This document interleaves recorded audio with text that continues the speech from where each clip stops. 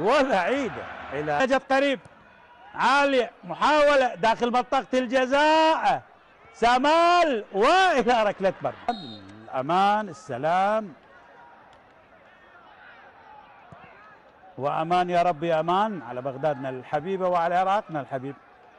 يمر فهد تمريرة،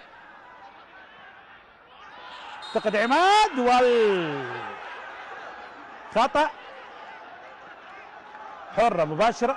هذا الحديث والاعتراض الغير مبرر. فرج للصقور بهذه اللقطة،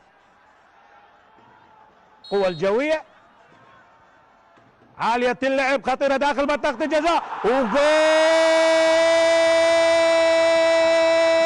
للصقور. اوه الاشقاء من سامح الصغير الى سامال الكبير، وبالتالي سعداء. سامال سعيد. اوه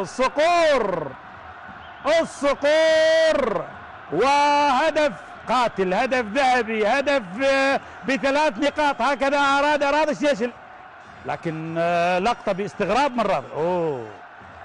هدف ب3 نقاط. هذه العودة المنتظرة لفريق القوى الجوية للصقور. اي نعم، سعداء وهدف.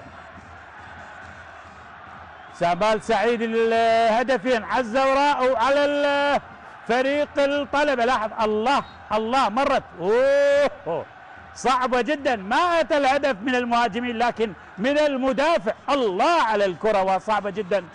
سامال سعيد يعيد الصقور إلى الواجهة، إلى الفوز، إلى أول فوز بالدوري على حساب الطلبة، لكن بالوقت بدل الضائع. تسجيل الهدف وفرحة الهدف، وبالتالي تماس لفريق القوى الجوية. أول انتصار للصقور في هذا الموسم في أول مباراة للسيد راضي شنيشل. القوى الجوية يفوز على فريق الطلبة. أحبتي متابعي العراقية.